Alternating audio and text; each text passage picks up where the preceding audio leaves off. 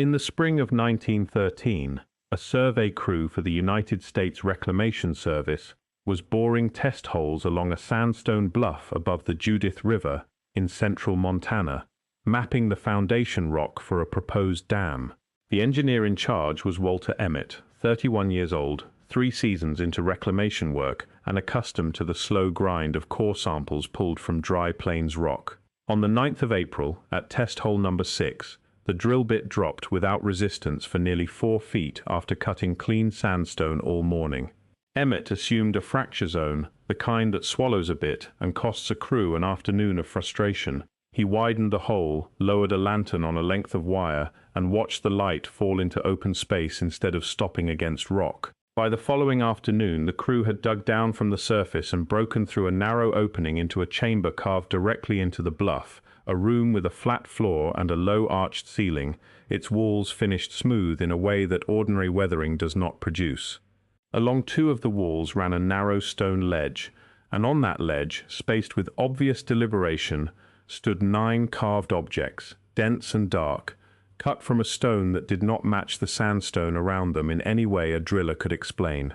If you're enjoying this story so far, don't forget to hit the like button and subscribe. Drop a comment telling me where in the world you're watching from. I love hearing from you. The Reclamation Service had been formed in 1902 under an act of Congress meant to turn dry western rangeland into irrigated farmland, and by 1913 its field crews were scattered across a dozen states, boring test holes, surveying canal lines, and rating bedrock for dams that would eventually hold back the Snake, the Yellowstone, the Milk, and dozens of smaller rivers like the Judith. The work was routine by design. A crew logged core samples, rated the strata, and moved on to the next site on the schedule, and a district office in a regional hub like Billings or Great Falls processed those logs into recommendations that Washington rarely questioned.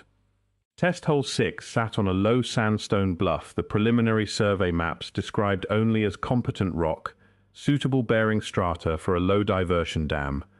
The formation was Cretaceous sandstone, laid down roughly 70 million years earlier as river delta sediment, far older than anything resembling a human hand on that stretch of the plains, dense and easily read by anyone who had logged core samples before. Emmett had logged hundreds of feet of that same formation that season alone, and nothing about the bluff had suggested a cavity, natural or otherwise, in the preliminary reconnaissance filed the year before by a 2-man survey team working out of the Billings office. That earlier report rated the entire bluff as sound the whole way down, the way the rock had been sound at every other test hole that spring. Test hole 6 was the first one that was not, and by the time Emmett understood what his crew had opened, the standard procedure for a bad boring, plug it, move 10 feet over, drill again, no longer applied to what they had found. The interior of the chamber has been reconstructed from 3 surviving sources, gathered by a regional historian working through county archives in the 1980s while researching the district's early reclamation history for an unrelated local project. A letter Emmett wrote to his father in Ohio on the 14th of April, 5 days after the breach, preserved in a family collection donated to a small historical society in the 1960s. A deposition given in 1931 by a laborer named Tobias Reyes, taken as part of an unrelated water rights dispute in which the chamber was mentioned only in passing as a landmark for establishing an old property boundary, and a diary entry written in May of 1913 by a homesteader named Clara Whitfield, who recorded what a young survey hand told her at a church supper in the town of Winifred, a few weeks after the crew had moved on to its next assignment. The 3 accounts agree on the chamber's structure in every detail that matters, despite having been written by 3 people who, as far as any surviving record shows, never met one another or compared notes. The chamber measured roughly 30 feet by 18. The ceiling rose to a shallow arch about 9 feet at its highest point. The floor was flat, dry, and swept clean of the loose sand that should have drifted in through any natural opening over the centuries. There were no drip marks, no mineral deposits, no sign that water had ever moved through the space in any geological era. The stone bore clean tool marks across every surface, and the chamber had been sealed so completely that nothing had disturbed it since whoever built it walked away. The 9 objects on the ledge were the detail that unsettled every witness who described them. Reyes, in his deposition, said each one stood between 8 and 12 inches tall, heavier than their size suggested when he lifted one, and cold enough that he assumed at first they had been carved from some kind of metal rather than stone. He picked one up, he testified, out of plain curiosity while Emmett had his back turned checking the far wall, and held it for what he guessed was 10 or 15 seconds before Emmett noticed and told him to put it back exactly where he had found it. In that short span, Reyes said, the object seemed to draw the warmth out of his palm rather than take on any of his own heat, a sensation he could not otherwise account for, and said he never forgot, even 18 years later under oath in an entirely different proceeding. Each object bore a line of small, precise marks cut into its base, the same script repeated across all 9, but arranged in a different sequence each time, matching no writing system any member of the crew recognized, not Cheyenne, not Blackfeet, not any trade language pictograph the men had encountered used along the river. Emmett's letter adds a detail Reyes does not mention at all. The ledge had space carved for more than 9 objects. The intervals between them were even and precise across the full run of stone, but 4 of those intervals sat empty, the gaps identical in size and shape to the ones the objects occupied, as though something had once stood in each of those 4 spaces and been removed long before 1913 arrived to find what remained. At the center of the floor, cut into the stone rather than resting on it, was a shallow circular depression roughly 4 feet across, ringed by a thin band of the same unfamiliar script that marked the base of each object on the ledge. Reyes described it in his deposition as a kind of basin without a bottom to it, shallow enough to see the full circle, but too dark inside to make out how deep it actually ran. Whitfield's diary is the only source that records what happened to this feature after the 2 men from the district office spent their night inside the chamber, because Daniel apparently returned to the breach once more before it was sealed, against Emmett's direct order, to look at it a final time. What he told Whitfield was brief, and by her account, reluctant. The circle no longer looked the way it had looked on the 9th of April. He would not describe the change beyond saying that the script around its rim seemed to sit differently in the stone than it had 4 days earlier, as though something about its depth or its angle had shifted, and that he had not gone back a second time to check whether he was imagining it. No engineer's report from the period mentions the depression at all, and the concrete cap poured that same week sits directly above where witnesses place it,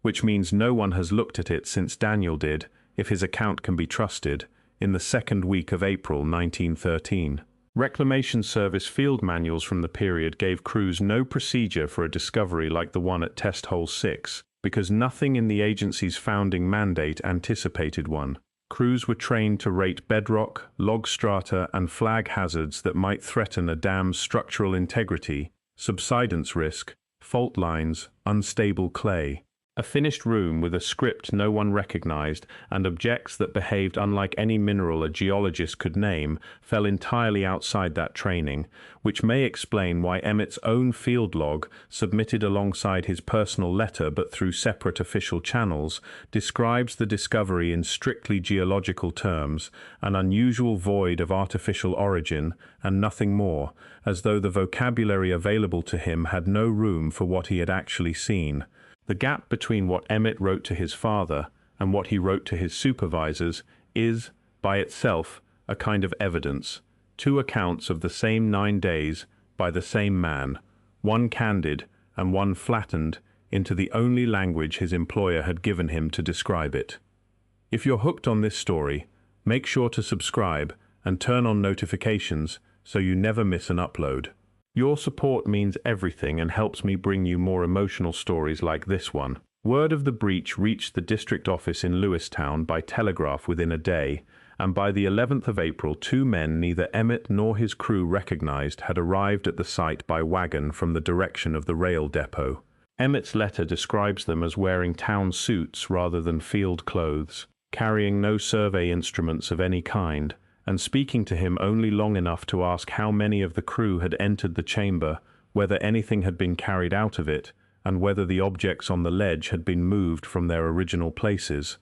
He told them about Reyes and the object he had lifted and returned. One of the two men wrote steadily in a small notebook, while the other said almost nothing at all, and neither offered a name or an agency beyond the assurance that they had come from the regional office on official business. They asked to be shown the entrance, told the crew to make camp well away from the bluff for the night, and went in alone carrying 2 lanterns between them. They did not come out until well after sunrise, close to 7 hours later, carrying a wooden case they had brought strapped to one of their horses on the ride-in. The case was not empty when they arrived at the site, and it was not empty when they rode away from it either. Whatever they carried out of the chamber, if anything at all, was not one of the 9 objects standing on the ledge. Emmett checked the ledge himself before the entrance was sealed and counted 9 objects in place, the same 9 Reyes had described, in the same positions, undisturbed. By the following morning, new instructions had come down from the district office in Lewistown, relayed to Emmett without explanation beyond a single line in the wire. The dam site was to be moved a half-mile upstream. The reason given in the surviving correspondence was inadequate foundation rock at the original location, a phrase that appears nowhere in the geological log Emmett had filed only 2 days earlier, a log that rated the bluff's bearing strata as excellent and recommended it without qualification. The chamber entrance was backfilled with rubble and capped with poured concrete before the crew broke camp for the season, a job that took most of a day and used material the crew had not been carrying for that purpose. No incident report was ever filed with the regional office in Denver, and when the district's annual summary for 1913 was published the following winter, Test Hole 6 does not appear in it at all, an absence a records clerk would later describe, when asked about it decades afterward, as unusual, but not entirely without precedent for a project that changed course partway through a season.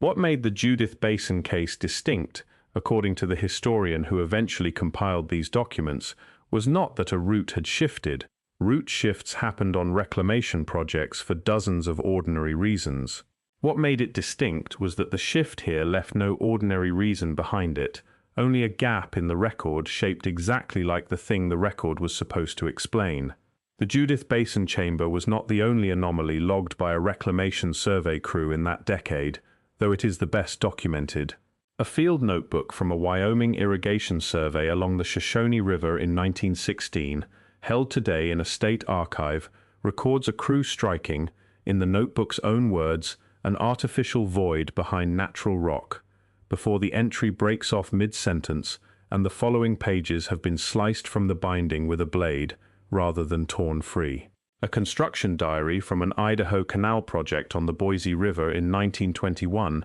notes a 2-day work stoppage for what the diary calls a geological consultation, after which the canal alignment shifts 30 feet north for no stated engineering reason, and the stoppage is never mentioned again in later entries. Neither case produced a chamber as fully documented as the one at Test Hole 6, and neither has been formally investigated by anyone inside the agency that generated the records. Taken alone, each is an oddity easily explained away. Taken together with the Judith Basin case, they describe a pattern that federal reclamation projects across 3 states, in 3 different decades, encountered something in bedrock that the official record was not built to hold, and in each case chose the same response: seal it, shift the alignment, and write down as little as possible. What happened afterward to the people who saw the Judith Basin chamber with their own eyes is recorded only in fragments. Emmett stayed with the Reclamation Service another 6 years before resigning in 1919 to take a private engineering position in Denver, and his letters to his father, according to the family collection, never mention the chamber again after that spring, though his father's replies, also preserved, ask about it twice and receive no answer either time. Reyes left reclamation work within the year and spent the rest of his career as a rancher near Winifred, and his 1931 deposition is the only time his own account of the chamber entered any formal record, offered almost incidentally in a dispute about a fence line that had nothing to do with what he had once held in his hands underground. Clara Whitfield's diary gives the fullest picture of what happened to the young survey hand who told her the story that spring. A man she names only by his first name, Daniel, in keeping with the informal habits of a private diary never meant for publication. He left the crew before the season ended, she wrote, and never again worked for the Reclamation Service in any capacity, though he stayed in the area and would not say why when she asked him directly at a second church supper that autumn. He told her only that he had seen the ledge himself before the entrance was sealed, that he had counted the 4 empty spaces with his own eyes, and that whoever had carved that room clearly expected, someday, to come back for what was missing from it. None of the 3 sources say what became of the case the 2 men carried out on horseback, and no accession record in any regional archive lists an object matching the objects on the ledge, or anything else pulled from a sealed reclamation site in that period. The district office that issued the reroute order was itself dissolved and reorganized twice in the decades that followed,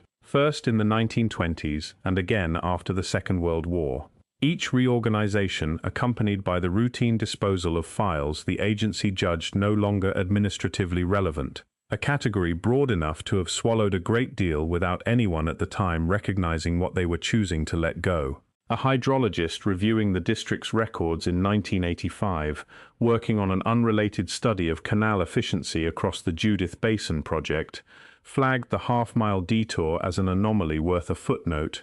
noted that the bedrock at the original 1913 site tested as entirely sound in 3 separate modern surveys run in the decades since, and moved on without further comment, since resolving the discrepancy was outside the scope of his assignment, and no one asked him to pursue it further. The regional historian who later assembled Emmett's letter, Reyes's deposition, and Whitfield's diary into a single account spent 4 years tracking down the 3 sources independently, before realizing they described the same room, a process, she has said, in a short unpublished paper submitted to a county historical journal and never formally printed, felt less like research and more like watching 3 people who never knew each other testify, decades apart, to the exact same thing.